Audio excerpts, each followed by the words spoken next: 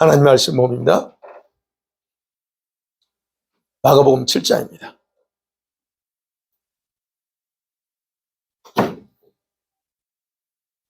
마가복음 7장 1절에서 13절입니다.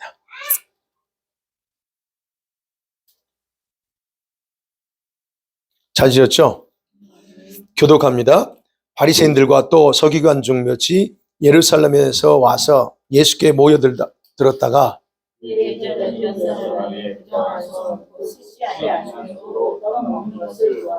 바리새인들과 모든 유대인들은 장로들의 전통을 지켜 손을 잘 씻지 않고서는 음식을 먹지 아니하며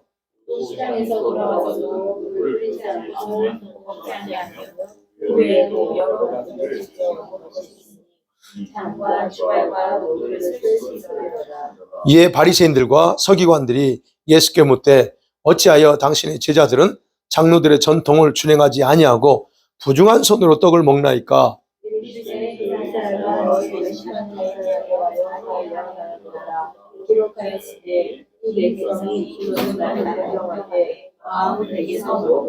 사람의 계명으로 교훈을 삼아 가르치니 나를 헛되이 경배하는도다 하였느니라.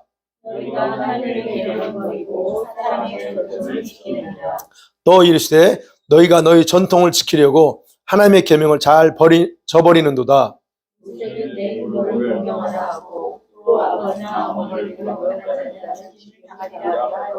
너희는 이르되 사람이 아버지에게나 어머니에게나 말하기를 내가 드려 유익하게 할 것이 고르반 곧 하나님께 드림이 되었다고 하기만 하면 그만이라 하고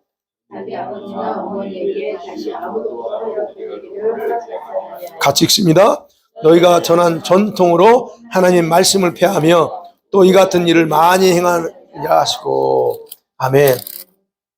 자, 오늘 이 말씀 가지고 이 교회 안에 있는 종교인들, 우리 어떤 성도들인가, 어떤 사람이 종교인가에 대해서 말씀을 나누려고 합니다. 자, 성경에는요, 우리 신앙인을 구분할 때 딱 두 가지밖에 없습니다. 양이냐, 염소냐예요. 또는 알곡이냐, 가라지냐. 이렇게 표현합니다. 근데 이거를 우리식으로 영어로 표현할 때 어떻게 해요? 종교인, 릴리저스 퍼슨이냐, 아니면 썬데이 크리스천이냐, 아니면 진짜 지니언 크리스천이냐, 리얼 크리스천이냐, 이렇게 이제 표현할 수 있다는 겁니다. 자, 여러분, 우리가 어떻게 구분할지라도, 또 이렇게 구분할지라도, 하나님께서도 분명한 것은 알곡과 가라지, 양과 염소로 우리 성도들을 구별하고 계신다는 거예요. 이제 우리가 같이 모여서 예배하지만, 주님은 벌써 누가 양이고, 염소인지, 알곡인지, 가라지인지 다 벌써 분별하고 계시죠? 그래서 우리가 다 교회 공동체 안에 같이 있고, 같이 이렇게 생활한다 할지라도, 결국 모든 사람이 종교인이다. 모든 사람이 진짜 크리스찬이라고 말할 수는 없는 거예요. 우리가 그거를 마음대로 못합니다. 그 모든 구별은 오직 하나님께 속한 영역이기 때문에 우리는 말을 못해요. 그러나 오늘 말씀드리면서 과연 내가 양인지 염소인지 알곡인지 가라지인지 아니면 종교인인지 진짜 크리스찬인지를 우리가 한번 보자는 겁니다. 살펴보자는, 자기를 살펴보자는 거예요. 근데 그 기준을 바로 오늘 본문을 중심으로 해서 나타나는 이 바리새인 있잖아요. 그 모습에서 좀 확인해 보려고 그래요. 다는 아니지만 그래도 일부 이 바리새인의 모습 속에서 종교인의 모습이 나타나니까 자, 첫 번째로 생각합니다. 오늘 7장 1절에 보니까 그래요. 예루살렘에서 파송된 대표자들이 등장합니다. 자, 예수님 이때 어디에서 사역했냐면 갈릴리 가버나움 지역에서 사역합니다. 근데 예수님이 젊은 예수가 등장했는데 온갖 병든 자를 다 고치고 치유하고 하는 그러면서 가르치는 사역을 통해서 예수님에 대한 소문이 예루살렘 다 바닥에 퍼져 있어요. 그러면 예루살렘에 있었던 종교 지도자들은 진짜 그 실상이 여러분 정확하게 어떤 건지 파악하기 위해서 대표자들을 보낸 거예요. 왜냐하면 이 예수님의 그 활동으로 민중 사이에 폭발적인 인기를 예수님이 얻고 있잖아요. 그리고 특별히 기적도 행하고. 근데 또 그것만 하면 괜찮은데 예수님이 죄를 사하는 죄 용서까지 선언합니다. 그럼 이 문제는 굉장히 더 심각해요. 뭐냐면 그런 예수님의 행위는 종교적인 전통과 질서에 대한 도전으로 받아들여요. 이 바리새인들 입장에서는. 그렇기 때문에 파송하는 거예요. 도대체 이 청년이 뭐 하는지를. 근데 사실 좀 더 깊은 내면은, 그죠? 이 예수님의 권위와 그 다음에 인기를 무너뜨리기 위해서 여러분 특별히 주님의 가르침과 제자들의 행동을 살피는 거예요. 그래서 오늘 본문 등장합니다. 와서 딱 보면서 도대체 예수가 뭔 말 하는지, 제자들은 도대체 어떻게 하고 있는지, 그 활동하는 것을 관찰하다가 문제가 될 결정적인 증거를 딱 하나 포착했습니다. 그게 뭐죠? 2절이요. 부정한 손. 제자들이 손을 씻지 않고 떡을 먹는 행위. 이게 결정적으로, 이거는, 걸고 넘어질 그런 문제로 받아들입니다.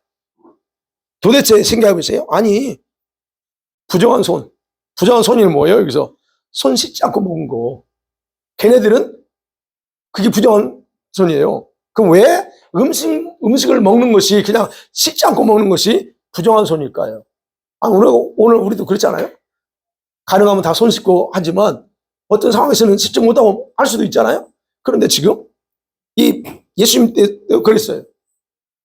자, 여기서 부정하다고 하는 단어, 부정하다, 저 참 부정해 라고 하는 말은 사실은 종교적인 의미에서 써요. 종교적인 의미에서 뭐랄까요, 의식을 행할 때, 의식을 할 때 정결해야 돼, 깨끗해야 돼 그러잖아요. 그런 의미를, 그런 걸 나타낼 때 쓰는 단어예요. 그러면 씻지 않은 손은 뭐예요? 부정하게 됐다는 이유입니다, 그게. 자, 여러분 중동 지방에서 식사는 가보신 분 아시겠지만 보통 카펫이나 이렇게 딱 앉아가지고요. 우리처럼 뭐 식탁 놓고 그런 가정도 있지만 보통은 다 그냥 옛날 시골에 밥상도 없는 이런 거 있잖아요. 바닥에 딱 깔고 먹습니다. 그래서 거기서 뭘로 먹냐? 이 손으로 먹어요. 손으로 이제 먹는다고요. 그렇기 때문에 반드시 그 사람들은 식사하기 전에 손을 씻어요. 그건 당연한 거죠. 근데 이스라엘에서는 이 손 씻는 일이 단지 여러분 위생적인 그런 측면에서만이 아니라 오히려 바로 이 종교적인 의식 측면에서 더 강조됐어요. 종교적인 것. 그래서 보면요, 성경에서는 위생적인 부정이 있잖아요. 위생적으로 아이고 더러워, 이 부정한 것 부분이 없지 않아 있습니다. 그게 율법으로 한 항목이 있어요. 3가지로 등장해요. 하나는 뭐냐면 여자들이 월경하는 겁니다. 그런 경우는 부정해요. 그 위생적으로 부정하다고 말합니다. 성경 보면. 그 다음에 시체를 만들 경우에. 그것도 위생적으로 부정하다고 말해요. 그러다가 문둥병자 있잖아요. 하는 그런 것도 역시 위생적으로 부정하다고 해요.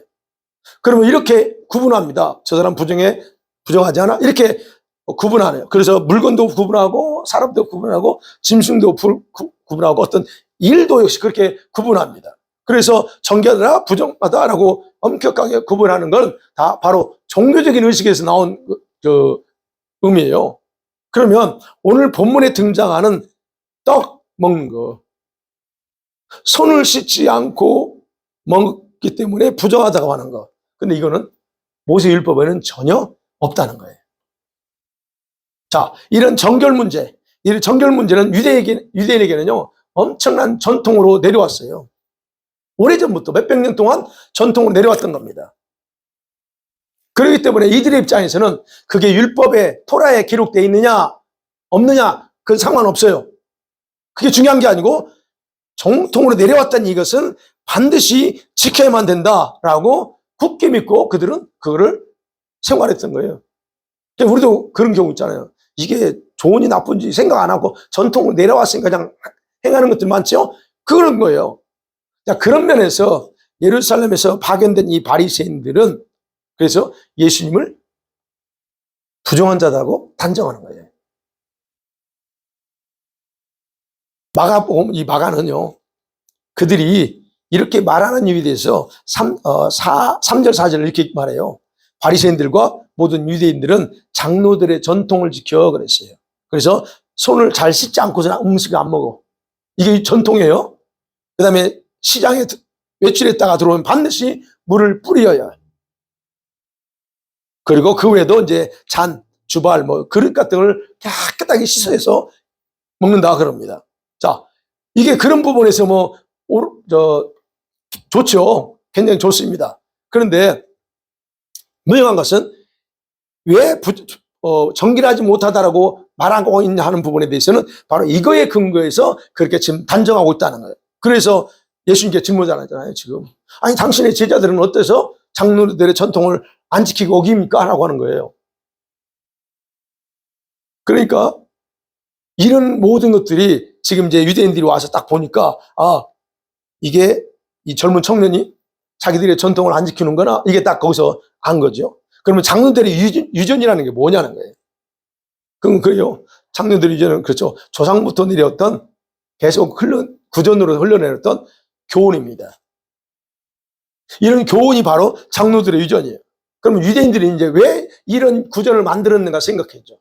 여러분, 유대인들은 하나님께서 주신 율법 외에도 하나님 모세에게 말로 주신 또 다른 구전 율법이 있을 거라고 생각했습니다. 그러니까 하나님이 모세에게 기록하라고 한 것 기록했잖아요. 근데 기록하라고 말하진 않았지만 또 하나님 모세에게 별도로 이런저런 말씀을 주셨을 거라고 그렇게 생각하는 거예요. 그리고 이제 그거를 이제 전에 계속 온 거예요. 그 다음에 율법은 원리만 기록했어요. 모세오경이 원리적인 걸 했지 상세하게 이게 풀어주지 않았어요. 어느 부분은 풀어줬지만 그렇지 않았어요. 그러니까 이런 원리만 가지고 있는 율법이 실제로 삶을 복잡하게 살아가는 현실 생활 속에서 이거를 구체적으로 적용하려면 어떤 거는 참 헷갈려요. 이게 도대체 우리가 그래서 하나님 말씀 읽다가도 여러분 혼동되잖아요. 그러니까 그런 것들을 실제 생활에 잘 적응하기 위해서 상세하게 디테일하게 규범이 필요해. 우리에게는 이걸 기준이 만들어줘야 돼. 이걸 먹어야 되냐 말아야 되냐 할 때 이거를 우리가 기준을 만들어야 돼. 그래서 거기서 예를 들어서 먹지 말라라고 했으면 단호하게 안 먹으면 되는데 이런 걸 좀 더 학자들이 랍비들이 만들었다는 거예요. 그래서 바벨론 포로기 있잖아요. 포로 이후에 유명한 나이 많고 이 토라를 많이 연구하는 랍비들이 선생들이 바로 전에 자기들이 계속적으로 고대로부터 전해했던 그 자료들을 중심으로 해서 아주 디테일하게 생활 규칙을 다시 다 재정비합니다. 율법에 대해서. 그리고 그걸 기록하기 시작했어요. 그것이 바로 장로들의 유전입니다. 그게 내려온 거예요. 근데 그 유전이 지금도 여러분 집에도 있을 수 있어요. 여러분 탈무드가 바로 그겁니다. 탈무드 읽어보셨죠? 굉장히 지혜가 있습니다. 자, 그러면 그런 것들로 내려온 거. 근데 그러면 장로들의 유전이 지금 이때 당시 예수님 당시에 이 장로들의 유전은 외형상으로 보면 문제가 없어요. 왜? 다 율법을 디테일하게 풀어줬기 때문에 더 이해하면 더 쉬우면 쉬웠지 특별히 문제 없어요. 그러나 그것이 결정적인 아주 굉장히 치명적인 오류가 있어요. 세 가지 오류를 얘기하면 하나는 그중에 여러분 인간의 생각을 하나님의 계시와 이 하나님 계시된 말씀과 동일한 수준으로 생각했다는 거예요. 그러니까 장로들의 전통을 이들은 안 지키면 안 되는 거예요. 왜? 그게 하나님 말씀과 동일하다고 믿으니까. 또 하나는 율법을 주신 목적이 있어요. 그죠? 율법을 주신 정신이 있습니다. 그 정신이 뭐예요? 율법을 주신 정신. 그 정신을 다 저버려요. 저버리고 그냥 외형적인 거 세부 규칙들을 이게 다양하게 만들어. 예를 들어서 살인하지 말라. 그 부분을 랍비들이 살인하지 말라 의미를 10가지로 항목을 만들어요. 이게 이런 의미야. 그러니까 이대로 다 해야 돼. 이게 합니다. 아니, 너무 많어. 10가지 살인하지 말라. 그냥 하나면 되지. 10가지야.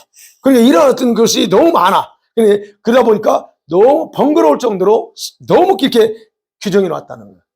그러니까 오히려 더 그 말씀을 심플하게 지키면 수 있는 게 아니고 더 어렵게 만들었어요. 그 다음에 세 번째는 뭐냐면 그렇게 해놓으니까 어떻게 해요? 하나님께서 율법을 통해서 요구하는 순종. 율법 핵심이 뭐예요? 사랑하는 거예요. 이웃을 사랑하고 하나님 사랑. 그 사랑을 버리고 결국은 인간의 위선과 교만으로 그들은 그냥 쭉 가버렸다는 거예요. 이게 바로 장로들의 유전의 이런 치명적인 오류입니다.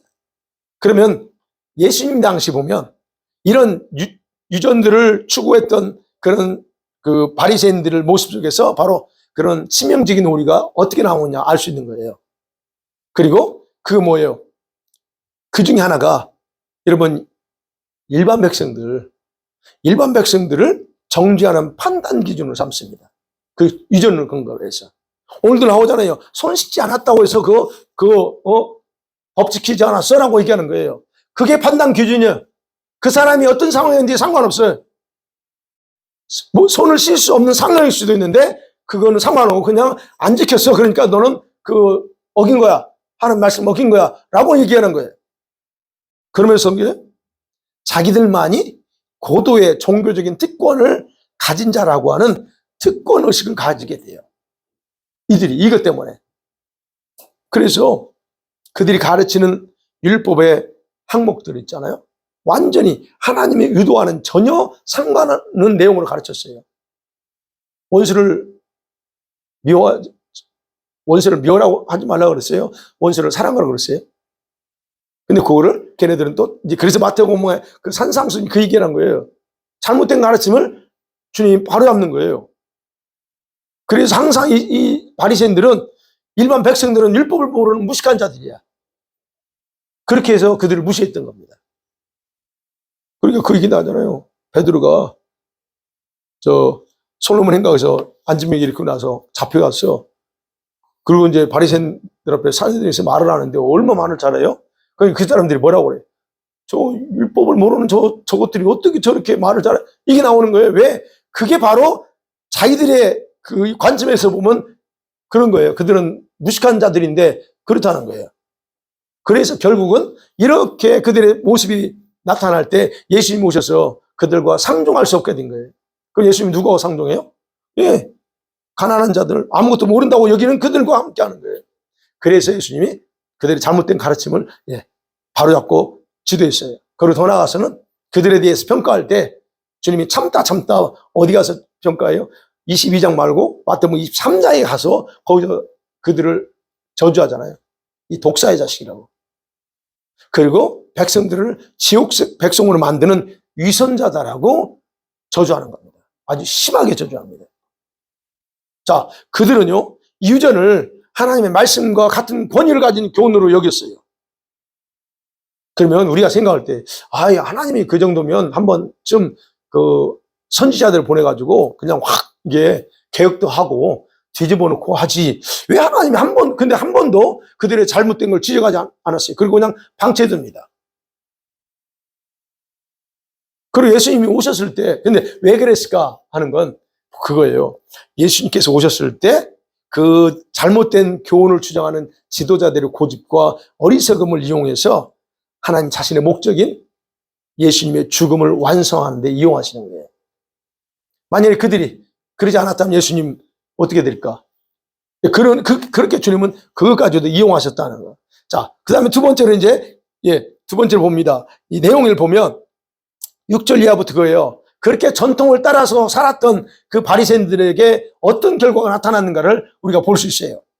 자, 그렇게 질문합니다. 왜 장로들의 유전을 안 지킵니까? 라고 할 때 예수님은 1절 그 질문에 대답하지 않습니다.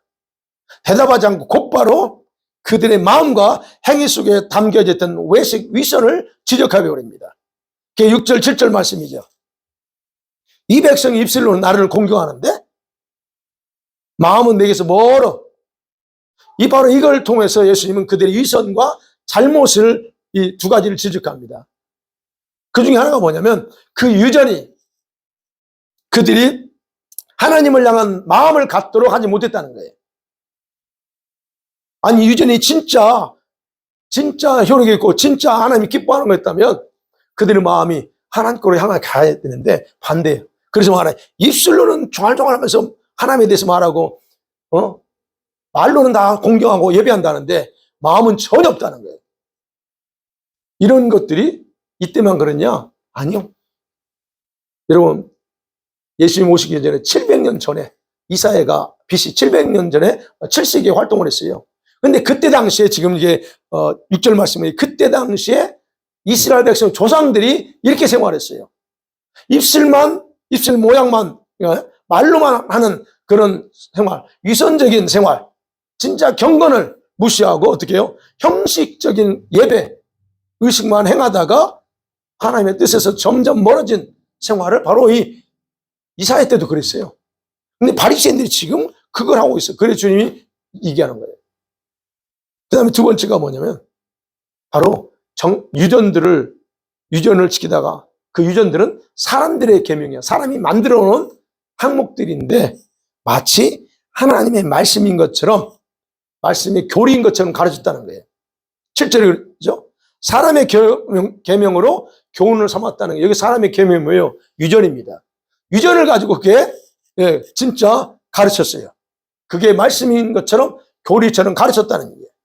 그래서 그 결과 예수님이 지적하면 그 결과 너희들은 지금까지 진짜 하나님의 계명을 저버리고 사람의 전통만을 붙잡고 왔다는 거예요. 핵심을 잃어버렸다는 거예요. 그래서 그 전통의 말씀을 지키려고 모든 사람을 그렇게 이끌어간 게 아니에요. 오직 하나님 말씀을 지키려고 이끌어간 게 오직 전통만 지키게 하려고 했다는 거예요. 그래서 하나님 계명을 너무 쉽게 무시했다는 거예요. 자, 예수님이 그 얘기하는 거예요. 그래서 지금 9절도 그 얘기입니다. 너희가 너희 전통을 지키려고 하나님의 계명을 잘 저버렸다가, 그러면서 예수께서 곧바로 그들이요, 10계명 중에 10계명 두 가지를 나누잖아요. 하나님을 향한 거, 인간을 향한 거. 하나님에 대한 부분은 4계명까지죠. 그 다음에 인간을 향해서 뭐예요? 5제부터 10번째 계명입니다. 근데 인간을 향한 계명 중에서 첫 번째가 뭐예요? 내 부모를 공경하라. 5번째죠. 내 부모를 공경하랍니다. 근데 이 제일 중요한 부모 공경에 대한 계명을 그들이 어떻게 변질시켜서 자기들 마음대로 가르쳤는지를 공개적으로 폭로합니다. 그게 바로 11절, 12절이에요. 공개적인 폭로. 그들이 어떻게 가르쳤어요? 율법은 말합니다. 내 부모를 공경하라. 아버지를 모욕하는 자는 죽여라. 이게 계명이에요. 이 계명은 여러분 아는 건 10계명이죠. 출애굽기 20장 12절에 내 부모를 공경하라 나와요. 근데 이거를 출애굽기 21장에 17절에 가보면 이 부모 공경에 대해서 조금 더 보충 설명하면서 부모를 저주하거나 부모에 대해서 회방하는 자는 반드시 다 죽이라고 그럽니다. 나와요. 그럼 왜 이렇게 엄하게 부모에 대해서 욕하고 회방하는 걸 죽이라고 하실까? 근데 이게 계명인데 이들은 정반대로 바꾸죠. 우리가 생각해보죠. 왜 주님이 그렇게 했을까? 여러분, 자녀들이 당연히 부모를 섬기고 봉양하면서 도와줘야 돼요. 그거는. 이거 당연한 거예요. 성경에서 그렇게 말하고 있어요. 그럼 이렇게 부모 경경을 강조했던 이 말씀을 그들은, 여러분, 주님이 여기서 또 다시 그걸 강조하는 거, 지금 엄하게 죽이라고 하는 까지 율법에서 강조하는 이유가 뭘까? 여러분, 이 부모는요, 눈에 보이는 부모를 공경하지 못하는 사람이 눈에 보이지 않는 하나님 공경할 수 있느냐? 그게 아니라는 거예요. 그러면 부모는 어떤 사람이에요? 바로 부모가 자녀들에게는 하나님의 샘플이에요. 하나님이 도대체 어떤 분이냐 할 때 너희 엄마 아빠를 보면 돼 라고 하는 거예요.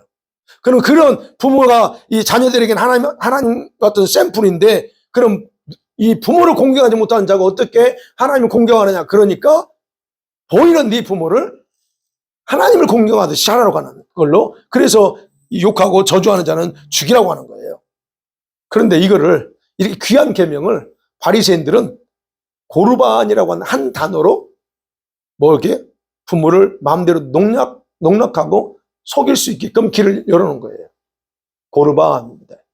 고르반이라는 단어는요, 이거는 우리가 하나님께 뭔가 자진해서 어떤 헌신하여서 내가 하나님께 이걸 드리겠습니다라고 할 때 쓰는 단어예요. 하나님, 내가 이거 귀한 거 하나님께 바칠게요 할 때 고르반 하는 거예요. 그래서 뜻이 뭐예요? 하나님께 드린다는 거예요. 그러면 이 단어가 이들이 어떻게 바꿔요? 이렇게 바꾼 거예요. 11절이 그래요. 아버지나 어머니 말하기를, 부모가 당연히 자녀한테 섬기고 우리식 그러면 용돈 드려야 돼. 2,000불 용돈을 드려야 돼. 근데 내가 지금 주기가 아까워. 너무 많아. 한 500불이면 되겠는데 2,000불은 많아. 그래서 아까우니까 이런 거예요. 고르반 하면 돼. 엄마 아빠한테. 아버님, 내가 이거 2,000불 드려야 되는데요. 고르반 했어요. 이걸 하나님께 바쳐버렸어요. 그러면 어떻게 돼? 안 줘도 돼. 합법적으로 안 줘도 돼요. 그러면 이걸 본인이 하나님께 바쳐서 고르반했으면 이 돈은 누구한테 드려야 돼? 하나님께 드려야 돼. 근데 하나님께 드리려고 한 게 아니고 부모에게 드리기 싫어서 그냥 내가 엄마 부모님께 이거 고르반입니다. 그러니까 받으려고 하지 마세요. 그거예요. 바로 그런 식으로 가르쳤다는 거예요. 고르반. 그러니까 여러분, 부모에 대한 자녀가 해야 될 그 의무를 회피할 수 있도록 길을 만들어 놓은 거예요. 그러면 자녀들이 참 성실하고 착한 자녀들은 괜찮죠. 근데 아주 못된 놈들도 있잖아요. 폐역한 자녀들이 누구와? 물질이 많은 자들. 그런 자들이 가지고 있으면서 부모에게 더 하고 싶지 않아. 그러니까 안 해도 정당하게 만드는 거 고르반이에요. 여러분, 이와 같은 악한 행위들을 자행해도 그들은 전혀 죄책감을 가질 필요가 없는 거예요. 왜요? 장로들이 가르친 고르반 했잖아. 장로들의 전통이 죄라고 말하지 않기 때문에 얼마든지 해도 상관없다는 거예요. 근데 성경은 뭐라고 그랬어요? 그걸 공경하고 그 부분에 대해서 모욕하지 말고 하라고 하는 건데 이런 식으로 그들은 바꿔버렸다는 거예요. 그래서 예수님이 13절에 얘기하는 거예요. 그 결과 어떻게 됐냐? 너희가 전한 전통으로 하나님의 말씀을 폐하며 또 이와 같은 일을 많이 한다 그래요. 이와 같은 그들의 행위는 무슨 행위냐? 하나님의 말씀을 폐기쳐버렸다는 얘기예요.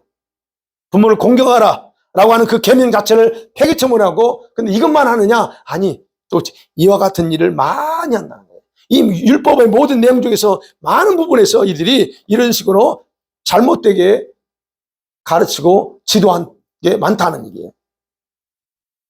자, 여기까지가 우리 주님이 지금 하신 얘기예요.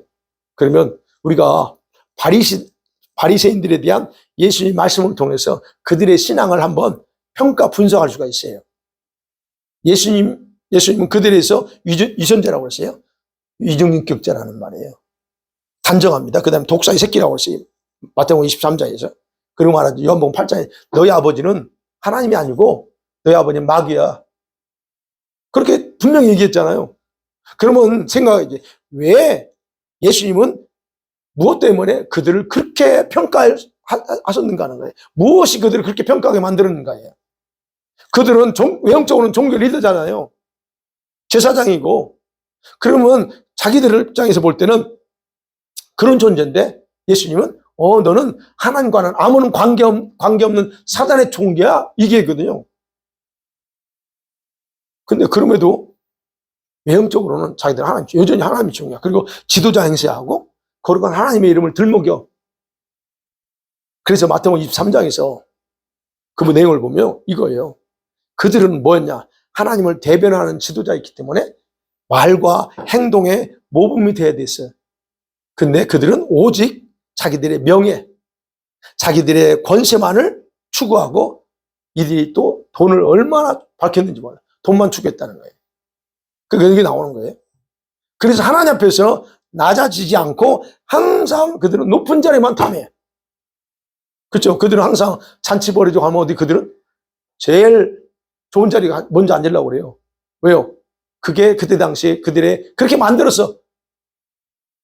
그래서 위선에 빠지는 거예요.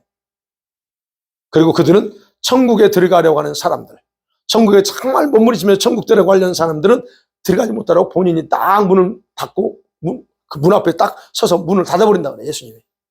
그리고 누군가 하나님을 믿겠다고 찾아오면 그 사람을 더 지옥 백성으로 양육했다라고 그렇게 기록하고 있어요. 아니, 어떻게 지옥 백성을 만들어요? 그래요, 근데. 예수님이 그렇게 평가합니다. 그리고 그들은 겉은 번드들하게 광택을 내면서 허세를 부리고 자랑하면서도 그들의 내면은 어때요? 온갖 탐욕, 방탕으로 충만해서 조금이 아니라 넘쳐나요. 그래서 마치 사람의 시체가 썩을 때 나는 독한 냄새를 가득 채웠다라고 말합니다. 예수님이 지금 그들에 대해서 얘기해요. 그러면 이들이 이처럼 변질됐거든요. 그럼에도 불구하고 왜 그들은 아무런 감각 없이 스스로 이렇게 완벽하다고 여기고 살았을까 하는 거예요. 도대체 뭐가 문제일까요? 자, 모세를 통해서 준 율법이 아니라 장로들의 유전을 중심으로 그들의 신앙의 기준을 그 기준으로 배우고 여러분 양육받았기 때문에 그래요. 장로들의 유전이 처음에는 좋은 의도로 시작했겠죠. 야, 우리가 좀 더 자세히 상세히 말씀 지키기 위해서 하자. 그런데 결과 어떻게 해요? 그 유전을 따라 살아온 결과는 종교 감투를 쓴 괴물로 만들었어요. 괴물들의 괴물들. 이게 바로 이 전통을 따른 자들의 그 모습 속에서 볼 수 있어요. 그러면 세 번째로 생각하면 우리들은 어떨까? 우리들은 어떻게? 자, 장로들의 유전이요. 이렇게 봤습니다. 그러면 그 유전이 꼭 옛날부터 전통으로 내려온 것도 있지만 오늘날 우리에게는 이런 차원에서 유전이 아니고 우리 안에 유전처럼 생각하는 것이 뭐 있냐는 거예요. 우리 안에. 자, 이 바리새인의 모습을 통해서 오늘날 교회 안에 또 교회에 주는 경고는 굉장히 큽니다. 그들의 모습은 바로 우리들을 위한 거울이에요. 바리새인의 모습 보고 저놈들 아니고 그 모습 보면서 나를 봐야 된다는 거예요. 구약 성경에 그랬잖아요. 성경에 슬픈 일들 있죠. 비참한 얘기. 정말 성경에 없었으면 되는 이런 얘기도 있어요. 근데 왜 그런 얘기를 기록했느냐? 바로 오늘 사는 우리들을 위해서 기록했다는 거예요. 자, 그러면 이들의 믿음이 없어서 그런 게 아니에요. 잘못된 근거 위에 믿음을 건축하고 살았기 때문에 그런 결과가 온 거예요. 그러면서 자기들처럼 경건한 신앙이 없을 것이라고 그러면 스스로 자꾸 자부하면서 살았어요. 그러면 그들이 그렇게 고수했던 그 장로들의 유전이 말씀보다 더 위에 올라갔다는 거예요. 모든 판단 기준이 됐다는 거예요. 여러분, 우리가 전통을 중시하는 건 굉장히 좋습니다. 근데 그것이 말씀보다 위로 가면 안 돼요. 그리고 말씀을 잘 지키고 실행하기 위해서 만들었지만 후에는 오히려 그것이 그 전통이 말씀을 공격하는 도구가 돼요. 바리새인들이 그 모습이에요. 그리고 그 유전을 자신을 돌아보지 못하게 만들어서 처참하게 만드는 거예요. 어떻게 보면 우리도 그러죠. 그런 유전을 배우면서 실제 율법보다 더 매력을 느낄 수 있어요. 탈무드. 여러분 탈무드 읽어보신 분 있나요? 탈무드 읽어보면 얼마나 지혜로운 말이 많은지 몰라요. 우리가 그래서 설교 예화도 많이 써요. 그만큼 탈무드 자체 보면 기가 막혀요. 지혜가 넘쳐나. 그러나 탈무드가 우리에게 지혜를 주고 깨우쳐 주긴 하지만 그것을 말씀보다 더 또는 말씀과 같은 이치로 생각하면 큰일 난다는 얘기예요. 그러면 오늘날 저와 여러분들이 인식하지 못하는 가운데 이런 유전을 가지고 생활하는 모습들이 은근히 있다는 겁니다.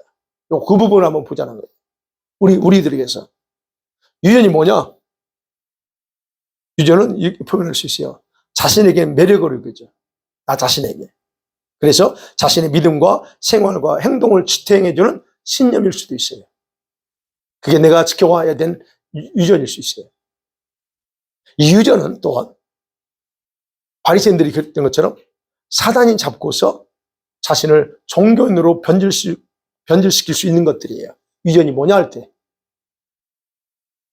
여러분 생각해 보세요. 사단이 잡으면 자신을 공격하는 도구가 되고 무기가 돼요. 이게 바리새인들이 그렇지 않아요? 전통이 그랬단 말이에요. 그러면 그게 우리에게 뭘까? 저와 여러분에게 이런 장로들의 유전과 같은 것들, 오히려 사단이 나를 도리어 공격해버리고 우리가 하나님 말씀 위에 바로 서지 못하게 만들어버리는 것들이 뭐가 있을까 하는 거예요. 우리에게는 아까 신념 같은 것도 있을 수 있고 우리 습관일 수 있어요. 우리 각자에 다 습관이 있습니다. 나름대로. 아니면 과거의 상처, 아픔들이 있어요. 이런 것들이 우리한테 유전처럼 그래서 이거 공격당할 수 있어요. 아니면 우리가 돌파하지 못하는 것들도 역시 원수가 잡으면 그것 때문에 우리가 넘어지고 고통스러울 수 있습니다. 자존감이 약한 거, 약간 자존감 이런 문제들일 수 있고요. 또는 내가 영적인 무지, 지적으로 결여된 겁니다. 이것이 얼마나 많은 부분에서 지금 넘어지고 있는지 몰라요. 여러분, 교회 안에 수많은 교인들 중에서 이 영적인 무지 때문에 종교인으로 살아가고 있는 게 얼마나 많은지 모릅니다.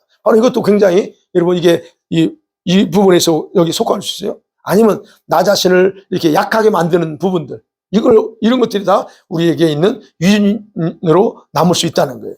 자, 그러면 이런 것들은 어떠냐고요? 이 유전이 문제가 뭐냐? 하나님을 두려워하게 하지 못한다는 거예요. 하나님을 두려워야 되는데 두려워하지 못하게 만들어. 이런 것들이 우리 안에 있으면 말씀을 믿지 못하게 하는 거예요. 이게 바로 유전과 장들 유전과 같은 요소들이에요. 하나님을 능력 없는 존재로 믿게 만들고 행동해요. 지난주 말에 두려움. 왜 두려움을 하나님보다 더 크게 보냐. 이런 것들은 결국 하나님의 능력 없는 존재로 내가 스스로 그렇게 만들어. 그런 것들이 결국 유전이라는, 이제 여기 관점에서 볼 때. 그러면 보세요. 장로들의 유전이 장로들의 유전은 절대로 바리새인들 입장이 그래요. 그들이 양과 알곡이 될 수 없는 종교인으로 만들어요. 이런 그 유전들을. 그리고 그 유전이 더 무서운 건요. 오늘날까지 수많은 성도들을 종교인으로 만들어 왔다는 거예요. 누가 만든 게 아니에요. 그런 어떤 내가 가지고 있는 이런 다양한 것들, 전통들 또는 유전과 같은 것들이 나를 계속적으로 종교인으로 만들어. 그래서 교회 다니는 대부분의 내 교인들은 자기는 절대로 염소나 가라지라는 생각을 해본 적이 없습니다. 여러분 지금까지 생각하면서 내가 가라지라고 생각해 본 적 있어요? 생각 안 하고 삽니다. 내가 누군데? 나 하나님의 아들이고 딸이야. 맞아요. 근데 주님은 동일하게 다 앉아있지만 저 천국에서 볼 때 뭘 봐? 알고 있구나 저 녀석. 양이야. 이거 구분한다는 거예요. 근데 일반적으로 한 번도 자기는 그럴 거라고 생각하지 않고 산다는 거예요. 자기가 하나님 믿는 신앙인지 종교인이라고 여러분 굳게 믿고 사는 사람 없어요. 자, 바리새인들도 그랬어요. 바리새인들도 그렇게 믿고 있었고 자기들은 절대로 하나님께 쫓겨날 것이라고는 생각해 본 적이 없어요. 그렇게 사는 거예요. 그러면 보세요. 교회 안에는 많은 교인들이 있어요. 이게 성도와 교인은 달라요. 제가 교인이라고 표현해요. 수많은 교인들이 있는데 어떤 사람이 종교인이고 또 어떤 사람이 종교인이 될 가능성이 있는가 하는 거예요. 그 부분을 오늘 보아요. 여러분 이게 그러면서 우리 자신을 보자는 거예요. 자, 바리새인들과 오늘날 교인들과 무엇이 다른가를 분석해 보면 답이 나와요. 보세요. 바리새인들의 믿음이 있었다고 그랬어요. 바리새인들의 믿음은 어떤 믿음이냐? 사탄과 같은 믿음, 같은 수준이에요. 사탄의 믿음과 똑같은 수준이에요. 이러면 사탄이 믿음이 있어요? 여러분 사탄이 믿음이 있어요? 없어요? 사탄이 믿음이 뛰어납니다. 자, 우리가 여러분과 제가 믿음을 믿어요 라고 할 때 하나님과의 관계에서 믿는다 그러잖아요. 그죠? 하나님과의 관계 속에서 하나님 믿습니다라고 하죠. 그러면 사탄은 그런 믿음 없으냐? 있어요. 사탄도 하나님을 믿습니다. 여러분 사탄이요 어떤 믿음을 가지고 있는지에 대해서 유일하게 야고보서 2장 19절에 나와요. 뭐라고 말하냐면 너가 하나님이 한 분이신 줄 믿느냐? 그래요. 그렇지. 하나님 한 분입니다. 근데 뭐라고 하냐면 그때 잘한다.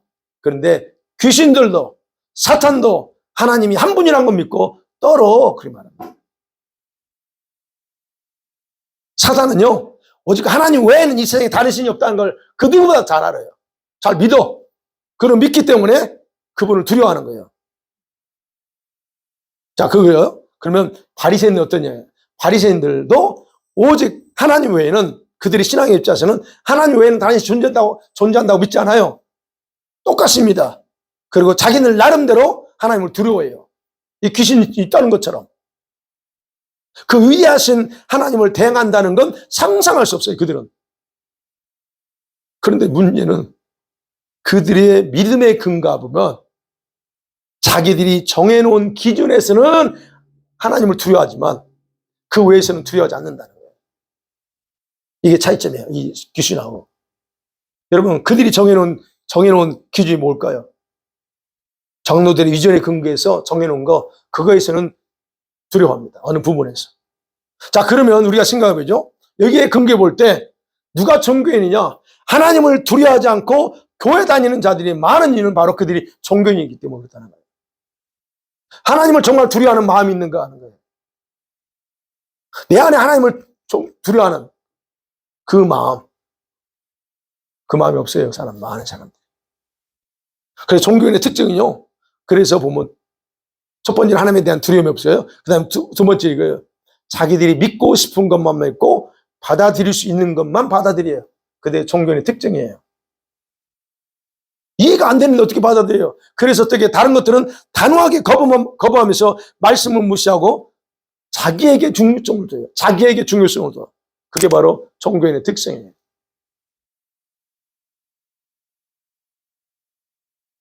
그 다음에 또 하나는 종교는 또 다른 이 바리새인과 관련된 특징이 뭐냐면 자기들의 신념이 있어요.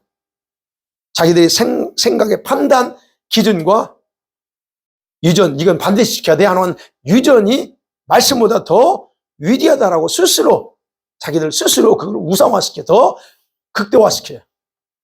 아무리 하나님 말씀이 뭐라고 말해도 그게 아니에요. 내 신념, 내 생각의 판단 기준, 이게 더 커요.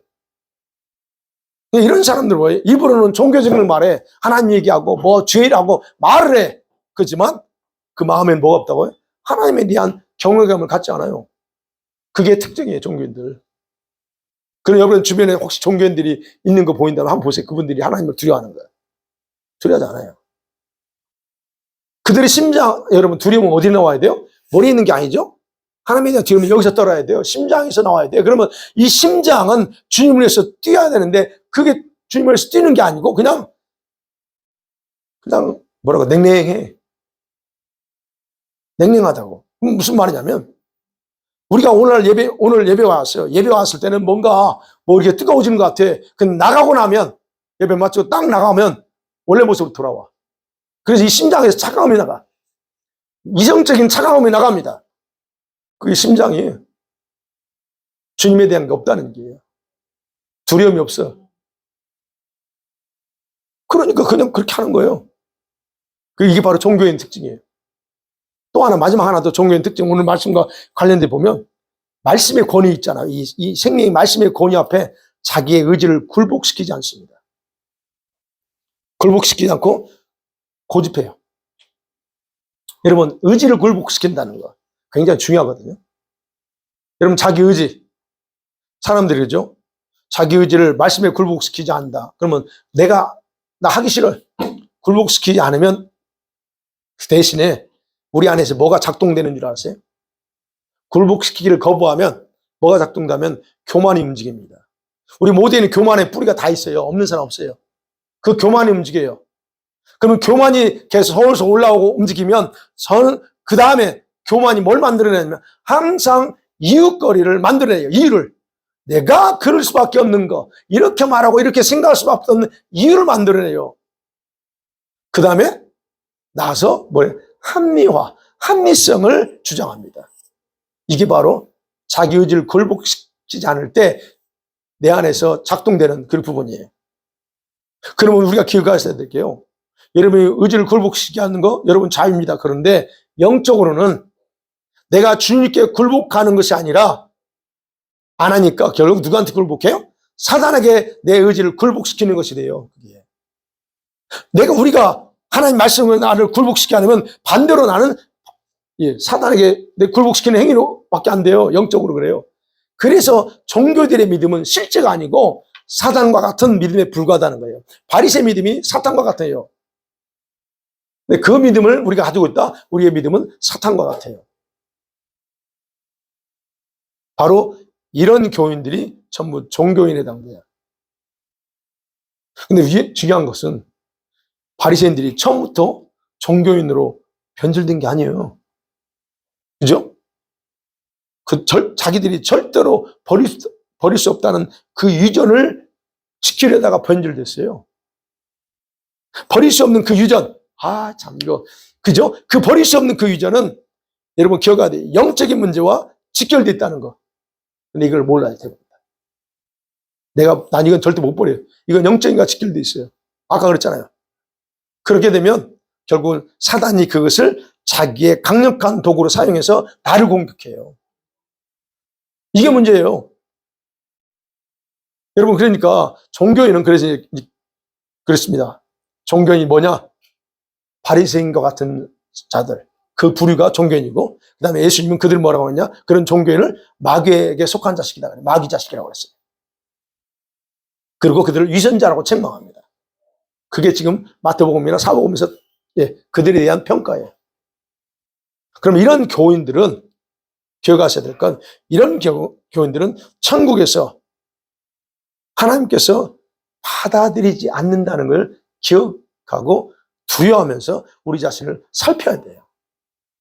종교인을 천국에서 안 받아줍니다. 이거예요, 이거. 그러니까 보자는 거예요. 내가 지금 모습이 어떤가? 사랑하는 성도들 말씀 맺어보고 해봐야죠. 그럼 왜 많은 교인들이, 여러분, 교회 공동체 안에 이런 종교인도 있고 이게 섞여 있을까요? 그들은 주님에서 다 초청받았어요. 그러니까 우리가 기본적으로 교회 공동체 안에 있는 모든 사람은 다 주님의 초청에 의해서 다 우리가 지금 같이 공동체가 형성됐습니다. 근데 초청됐는데 그것까지 괜찮아. 그런데 자신을 천국 백성으로 만들어가는 것을 소리하거나 항상 베풀어 주신 은혜가 있잖아요. 그 베풀어 주신 은혜가 은혜로 작용하지 못하도록 거부하며 살고 있다는 증거라는 거예요. 누군가가 종교인이라고 하면 바로 그런 원인 중에 하나예요. 그게. 항상 영어로 주님 말씀합니다.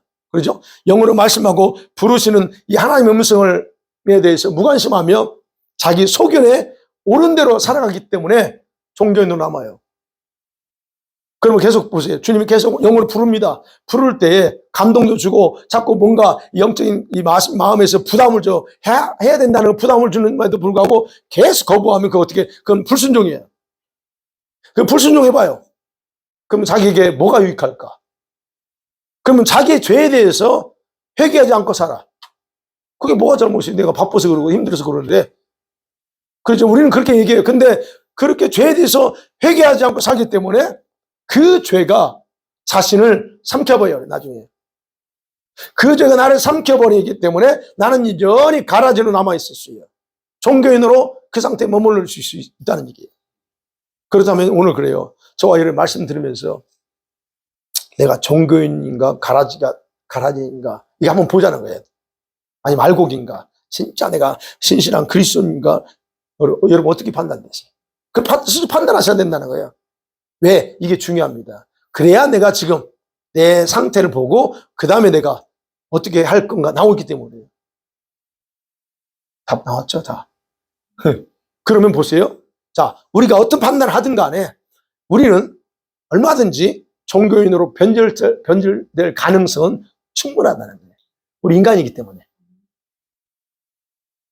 그러나 반대로 우리는 그럴 수 없는 이유가 더 많습니다. 종교인으로 전려갈 수 없는 이유가 더 많습니다. 아멘? 그게 왜 그런지 볼게요. 우리는 적어도, 저와 여러분은 적어도 하나님이 베풀어 주신 은혜를 헛되게 하지 않고 살고 있기 때문에 그래요. 맞습니까? 또 하나, 우리는 적어도 주님의 뜻을 알고서 그것을 이루기 위해서 날마다 몸부림치며 살고 있기 때문이에요. 적어도 우리는 우리 자신을 부인하고 십자가를 지고 날마다 예배 자리, 기도의 자리를 사모하며 나오기 때문이에요. 어느 종교인 이런 우리처럼 그냥 이렇게 하는데 누가 나오려고 그래요? 안 나와요. 근데 우리는 그냥 빡빡거리면서 나와요. 이게 우리는 그래서 변질될 가능성이 없어. 우리는 그 면에서 보면 적어도 우리는 주님이 주시는 은혜가 없으면 아무것도 아닙니다. 이걸 알고 날마다 그 은혜의 보좌 앞으로 나가고 있기 때문에 그렇다. 할렐루야. 그러니까 우리가 변질될 가능성이 있지만 변질되지 않을 가능성이 더 많다는 걸 제가 한번 나눴습니다. 자, 그러나 동시에 우리는 저와 여러분 자신의 마음과 생각의 움직임을 살펴야 돼요. 오늘 은혜 받고 이제 내일 일주일 살아갑니다. 살아가면서 내 마음이 어떻게 움직이는가, 내 생각이 어떻게 움직이고 왔다 갔다 하는 걸 살펴야 된다는 거예요. 내 마음과 생각이 말씀의 은혜 안으로 계속 들어가고 있는가, 아니면 내 생각의 움직임이 과거에 하던 것을 반복하려고 그쪽으로 움직이는 거 봐야 된다는 거예요. 우리는 그래서 생각이 어떻게 돌아가는 거 스스로 판단해야 돼요. 자신이 생각하고 말하고 행동하는 거 있어요. 그죠? 우리 각자 말하고 생각하고 행동하는 것이 과거처럼 이유를 따라서 내가 지금 하고 있지 않는가. 그렇다면요, 여러분은 이미 넘어져 있는 거예요. 은혜는 많았는데 나가면 내일 하루 시작하면서 생각이 엉뚱한 데로 흘러간다. 내 생각대로 이게 한다. 그러면 내가 지금 넘어지고 있다는 거예요. 근데 그걸 바로 분석하고 바로바로 커트해서 돌이켜야 된다는 거예요. 안 그러면 순식간에 과거처럼 되돌아가 버려요. 그러진 않죠, 여러분?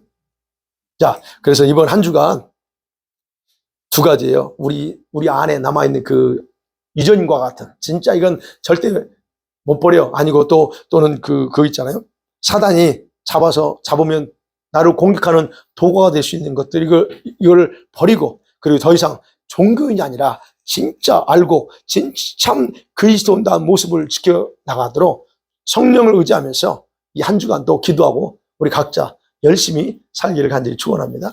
아멘. 이 시간에 말씀 생각하면서요, 우리 같이 기도하죠. 하나님, 내가 버리지 못한 유전 같은 것들을 드러내 주세요. 있어요, 각자. 그걸 드러내 주세요. 그리고 완전히 처리하도록 도와주세요. 또 하나는 하나님, 내 심장에 하나님을 두려워하는 영을 부어주세요. 제발 내 안에서부터 하나님을 두려워하는 영을 주시옵소서. 그다음에 또 하나는 하나님, 말씀 앞에 내 의지를 굴복시키며 순종하며 나가기 원합니다. 은혜 풀어달라고 주님께 세 번으로 기도합니다.